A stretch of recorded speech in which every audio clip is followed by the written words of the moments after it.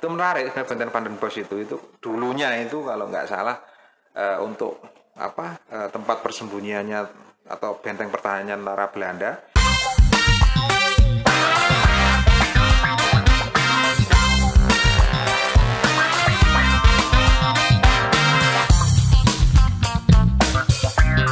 Jalan-jalan dengan Pak Mudin, diajak ke Gunung Kawi. Selamat datang Pak Abjudin, Ketua Bawaslu Ngawi. Siap, terima kasih. Ini pertama kali saya di Bawaslu Kabupaten Pasuruan. Oh, ini yang pertama kali? Iya, pertama kali gitu ya. Gimana tadi ketika masuk pertama kali ke kantor kami? Luar biasa, auranya bagus. Oh gitu ya. Aura apa itu ya? Iya. Aura positif, aura pengawasan ya. Aura pengawasan. Iya. Sennya langsung terasa kalau di sini. Sen pengawasannya langsung terasa. Dilihat dari apanya kok langsung terasa sennya? Itu dari pintu masuk itu ya. Oh, pintu masuk. Iya. Oke, Pak Abjudin. Nah, ini kan sudah selesai melaksanakan pilkada kemarin ya. Iya. Pilkadanya sudah, kepala daerahnya sudah dilantik. Dan kemarin itu Ngawi salah satu dari 2 daerah di Jawa Timur yang pilkadanya calon tunggal, gitu ya. Betul ya. Tunggal kita kemarin pernah ya 2018. Dan di narasumber kita sebelumnya itu menceritakan tentang calon tunggal di daerahnya. Nah, sekarang sudah terlaksana dan di Ngawi. Mungkin Pak Abjudin bisa menyampaikan ke kita apa yang terjadi di sana, apakah seperti yang mereka yang sebelumnya Balikpapan, Wonosobo itu, dan beberapa daerah lain yang belajar tentang calon tunggal. Iya. Pak Abjudin. Ya, ini terima kasih banyak ya. Ini luar biasa Bawaslu Kabupaten Pasuruan. Ini ya luar biasa. Kita dari mana dulu ini enaknya? Nah, ini ya dari proses apa dulu. Nah, dari awal lah Pak, mungkin dari awal ya. Dari awal, okay. Mulai dari mungkin tahap awal ya. Biasanya kan sebelum masuk tahapan pencalonan itu kan sudah gemerengseng itu Pak. Ya. Isu-isu sudah menggeliat ya. Siapa yang akan diusung, siapa yang akan diangkat gitu ya. Meskipun kita tidak terlalu masuk kepada urusan internal partai itu ya. Iya, oke. Jadi terima kasih. Sebenarnya calon tunggal ini ya ada plus dan ada minusnya dari sisi penyelenggaraan khususnya Bawaslu Kabupaten Ngawi. Ada beberapa hal yang mungkin enaknya dulu ya halnya. Ini kan yang kita awasi kan cuma satu saja seperti itu. Nah, ini enaknya gitu ya. Jadi pengawasan kita itu bisa fokus gitu ya di salah satu calon, itu pertama gitu ya. Kalau ini calon tunggal. Dan selain itu juga ada KPU yang selalu kita juga awasi juga bagaimana dia dalam melakukan proses tahapan-tahapannya apa sesuai dengan aturan, sesuai dengan baik-baiknya atau bagaimana. Jadi kita lebih enak sebenarnya ya, karena ini kan calonnya calon tunggal. Kita melihat enaknya dulu gitu ya, pengawasannya lebih fokus gitu ya. Kita bisa lebih fokus. Nah, tetapi ada banyak hal itu ya sebenarnya yang menjadi kurang bukan nggak enak tapi ya agak berat kira-kira seperti itu ya sebenarnya calon. Walaupun dibilang satu, tetapi ternyata karena ada beberapa hal yang menjadi agak berat itu ya dalam melakukan pengawasan dan ini agak juga sedikit beresiko seperti itu. Nah, Ngawi ini kan masuk wilayah Matraman gitu ya. Jadi di sana itu kan patronnya itu kan dengan birokrat ya seperti itu kan. Dengan birokrat itu sendiko dawuh bahasanya seperti itu. Nah, ini sampai lapisan bawah gitu ya, sampai bahkan bukan hanya kepala desa, ini sampai RT seperti itu. Nah, ini kulturnya seperti itu kalau Matraman itu. Makanya di sana itu ada beberapa daerah khususnya di Kabupaten Ngawi itu kultur-kultur kayak politik dinasti dan seterusnya itu dimungkinkan ya juga masih ada daerah seperti itu. Ditambah lagi dengan hari ini juga yang maju menjadi bupati ini adalah dulu yang menjadi wakilnya seperti itu. Nah, wakilnya kemudian dia mencalonkan diri. Dan ayahnya ini dulu juga mantan Bupati Ngawi 2 periode seperti itu ya.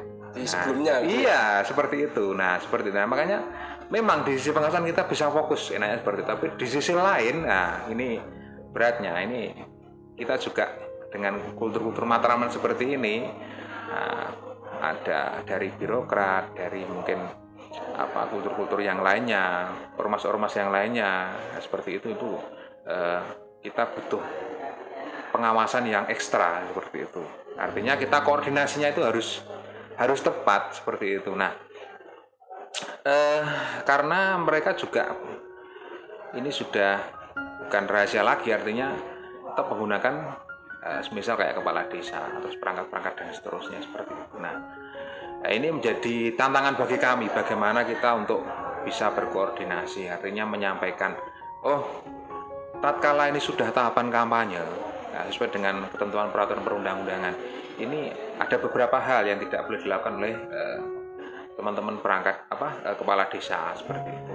ASN juga sama, harus netral dan seterusnya seperti itu. Nah, ini yang menjadi tantangan kami seperti itu, yang di tingkat bawah seperti itu ya, teman-teman kami di tingkat bawah.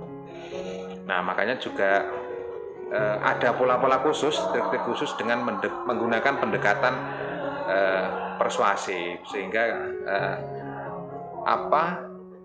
pengawasan ini berjalan, sedangkan proses penyelenggaraan ini juga tidak ada gesekan dan seterusnya seperti itu. Sejak awal peserta pemilu di Ngawi itu memang sudah memunculkan isu calon tunggal, apa itu mengerucut di akhir, Pak? Sebenarnya enggak juga sih, karena dari awal itu ada beberapa calon itu ya. Ada beberapa calon yang muncul itu ya bahkan itu sempat booming dulu ada beberapa calon itu yang muncul, dan kemudian sempat booming, bahkan sempat memasang alat peraga ya, dinamakan alat peraga ya, alat peraga sosialisasi, alat sosialisasi seperti itu bahasanya, sudah dipasang di seluruh titik di Kabupaten Ngawi, di tiap kecamatan ada seperti itu. Nah, itu dulu yang lebih viral katanya seperti itu. Nah, dan ini dulu juga di pilkada sebelumnya juga sempat mau muncul, tapi di tengah-tengah juga nggak jadi seperti itu. Nah, ini kemudian di 2020 ini kemarin ya muncul lagi. Nah, ini yang pertama muncul ini agak rame, awal-awalnya seperti itu. Iya. Nah, terus kemudian ada muncul lagi dari calon, tapi bukan yang calon ini belum, ini malah pertengahan kalau nggak salah, ini yang baru muncul seperti itu. Nah, tapi pasca ada tahapan 2 ya kan, ada jalur perseorangan, iya, dan kemudian jalur partai politik itu. Nah, yang pertama muncul ini itu menyatakan kalau nggak salah itu dia mau lewat jalur perseorangan gitu ya. Nah, kita juga tahapannya sudah masuk itu kan, tahapan jalur perseorangan. Nah, kita juga langsung fokus ke situ gitu ya, karena ini yang berjalan dulu kan, yeah, maksudnya yang lebih awal dulu. Sebenarnya juga beriringan juga, tapi ini yang lebih lebih intens seperti itu. Nah, kita juga fokus di situ kan. Nah, cuman kalau nggak salah itu jelang masa akhir pendaftaran ya calon-calon tunggal itu. Nah, itu sepertinya juga hanya sebatas datang ke KPU saja, tapi belum sempat konsultasi saja ya. Iya, sebatas konsultasi datang ke KPU, tapi hasil dari pengawasan kami juga belum sempat menyerahkan berkas atau langsung mendaftar seperti itu. Hingga sampai tahapan calon perseorangan ini berakhir. Seperti itu. Artinya tidak di kesempatan pendaftaran calon perseorangan tidak ada yang mendaftar gitu kan ya? Iya. Nah, kemudian masuk tahapan di pendaftaran yang melalui partai politik. Ya. Itu dukungannya yang sekarang itu apa 100% atau bagaimana, Pak? Hampir 100%. Hampir 100% Hampir ya. 100% partai politik. Ya, ada beberapa partai sih yang yang akhir-akhir itu yang nggak ikut mendukung, tapi akhirnya menjelang injury time, ya, akhirnya semuanya kan seperti ya. Nah, kebetulan partai yang mengusung ini kan partai besar-besar semua, artinya yang memperoleh kursi yang paling banyak kemarin itu yang mendukung di Ngawi itu kan ada 45 kursi. 45 kursi. Ini kemarin aja yang mencalonkan ini 20 kursi. Gitu ya. 20 kursi ini. Belum ditambah lagi dengan partai-partai koalisi yang lainnya. Nah, seperti itu. Terus kemudian juga sempat agak di calon itu kan sempat ada jeda kalau nggak salah itu ya, ada beberapa aturan baru kalau nggak salah itu ya, muncul dari KPU kalau nggak salah terkait dengan calon yang tunggal ini kan, beda kan dengan calon yang tidak tunggal seperti itu. Nah, ini juga sempat ada sedikit ya apa istilahnya, yang tidak bisa mendaftarnya agak sedikit mempersalahkan dengan sosialisasinya seperti itu. Nah, tetapi kalau dari sisi pengawasan kami ya seharusnya ada beberapa hal yang seharusnya ada waktu di calon tunggal. Kenapa mereka tidak datang? Ini yang kemarin juga sempat menjadi agak ramai dari beberapa beberapa aspek dari penyelenggaraan kira-kira seperti itu. Itu ya. Nah, ketika masa kampanye Pak, itu apakah ini kan kalau di Pasuruan itu kan ada yang menamakan dirinya itu kelompok kosong ya, atau bumbung kosong ya kalau bahasa Jawanya. Di sana juga menggeliat gerakan seperti itu Pak? Sempat ada tapi nggak begitu intens gitu ya. Ini di masa kampanye. Bahkan dari hasil pengawasan kami pun ya sedikit sih kita menemukan ada yang seperti itu. Berarti relatif landai ya? Relatif sangat landai sekali ya. Gitu. Ya cuman ada permasalahan yang agak yang agak kita concern itu ya terkait dengan permasalahan di bawah. Nah, kita khawatir saja karena ini kan sangat kuat sekali ya dukungannya ya. Jangan-jangan sampai kekhawatiran kami menggunakan misal menggerakkan kepala desa, ASN dan seterusnya. Nah, makanya kami juga betul-betul concern di situ bagaimana supaya mencegah seperti itu ya. Karena di 2018 itu di Pilgub itu kemarin ya. Kita itu kan memproses ada kepala desa yang diduga melanggar seperti itu. Dan sempat kita proses juga, kita di Gakumdu dan sampai kita ke karena ini sudah secara volume dan material di Gakumdunya sudah masuk ya kita lempar ke kepolisian seperti itu. Itu 2018 pengalaman kami ya, jangan sampai terulang kembali kira-kira seperti itu. Makanya ya kita konsen di bawah itu untuk betul-betul koordinasi kami sangat intens. Dan alhamdulillah ya berkat dengan pengalaman kita yang di 2018, kebetulan saya kan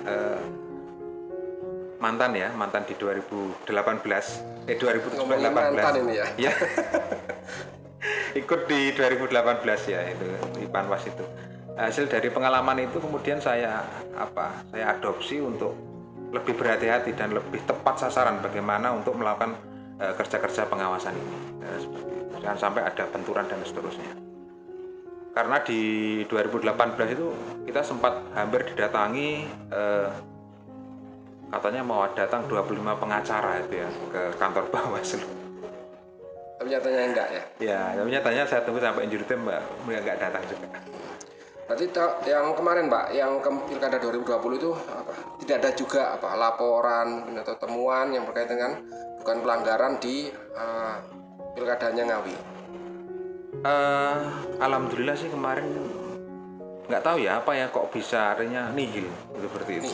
Nihil terkait dengan mungkin ada itu terkait dengan alat peraga mungkin di situ yang paling banyak di situ gitu ya. Kalau kontak-kontak lainnya kayak netralitas ASN dan seterusnya ini alhamdulillah kita juga belum masuk kita seperti itu. Hasil laporan dari jajaran kami yang ada di bawah. Iya, berarti menurut Pak Abjudin, calon tunggal itu sebenarnya kalau boleh memilih itu ya, lebih enak calon tunggal apa tidak itu ya? Ya kalau dari sisi penyelenggara sih sebenarnya kita untuk siap ya, apapun itu bentuknya. Apapun kondisinya. Baik ya. Itu calon tunggal maupun calon yang tidak tunggal ya kita harus siap gitu ya. Tetapi kalau dari pengalaman saya sih ya ada plus minusnya itu. Baik walaupun seolah-olah wah calon tunggal teman-teman kan ada guyon itu ya. Ini tinggal merem jadinya ya. Wes apa santai aja, nggak usah tegang-tegang gitu ya, gitu lah. Ini teman-teman sempat bilang seperti, tapi kan nyatanya nggak juga. Artinya calon tunggal ini di sisi lain memang butuh ekstra seperti itu. Kalau kita tidak bisa melakukan apa istilahnya pengawasan secara intens dan fokus, dan artinya kita tahu ya, artinya peta-peta kerawanannya di mana seperti itu kan, kita petakan kerawanannya di mana.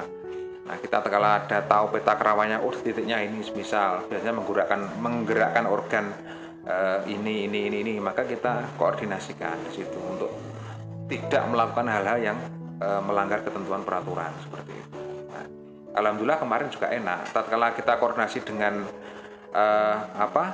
tim pemenangannya, itu kita juga intens terus, artinya kampanye. Oh, kita melakukan kampanye dan izinnya dan seterusnya sesuai dengan prosedur semua. Alhamdulillah seperti itu. Dari kepolisian juga yang tergabung di Gakumdu juga sering menginfo dari kita, artinya oh ini ada kegiatan seperti ini. Nah, sehingga yang sudah yang sudah terpetakan dan sudah terfokus ini, sehingga kerja-kerja pengawasan kita lebih ringan gitu ya, lebih ringan dan tepat sasaran, nggak mengseli banyak seperti itu. Fokus sudah ya. Iya, fokus. Situ berarti. Betul. Sisi lainnya mungkin Pak yang lebih menarik dari Pilkada Calon Tunggal itu. Sisi menariknya itu banyak sebenarnya, tapi yang lebih menarik itu kan di Jawa Timur ya, khususnya ini kan ada dua, ada dua, Ngawi dan Kediri seperti itu. Nah, dan menariknya lagi, Ngawi ini cenderung lebih landai kira-kira. Lebih landai ya. Situasinya nggak begitu panas terkait dengan calon tunggal ini. Apakah ini dukungan dari masyarakat kuat atau bagaimana, mereka juga nggak tahu. Yang pasti dari sisi penyelenggaraan juga nggak, gesekan-gesekan yang di bawah itu selain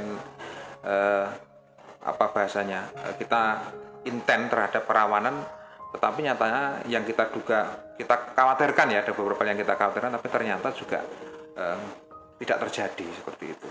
Ya. Kalau tingkat kehadiran di sana berapa Pak itu? Luar biasa kemarin. Antusiasnya luar biasa. Nah, itu kemarin kita juga sempat mengkhawatirkan itu ya. Iya. Wah, ini situasinya pandemi, apalagi calon tunggal. Jangan-jangan masyarakat ini apatis kira-kira seperti itu ya. Ternyata hasilnya ya luar biasa. Banyak yang responnya juga, banyak yang datang ke TPS. Iya. Kalau masih ingat angkanya mungkin bisa disebut Pak kehadiran. Berapa ya? Sekitar 73 kalau nggak salah, 73%. 73 ya. Lupa saya, sekitar segitu kalau nggak salah angkanya ya, sekitar 73% kehadirannya. Nah, ini juga kita mengkhawatirkan juga kemarin tuh, jangan-jangan calonnya tunggal dan itu lagi gunanya. Kalau di medsos kan seperti itu kan, itu lagi kan orang. Nah, saya khawatir nanti kalau yang datang di TPS ini malah semakin berkurang, karena juga situasinya pandemi juga pada waktu itu. Nyatanya juga lumayan sih seperti itu. Atau mungkin juga faktor dari masyarakat ya, mungkin ya, mereka ingin melihat seperti apa tuh prosesnya kalau pandemi ini, seperti itu. Mungkin menarik juga dengan prokes dan seterusnya seperti itu. Dan ternyata berakhir dengan ya banyak istilahnya, angka partisipasi masyarakatnya juga lumayan tinggi. Di sana juga ada pemantau Pak?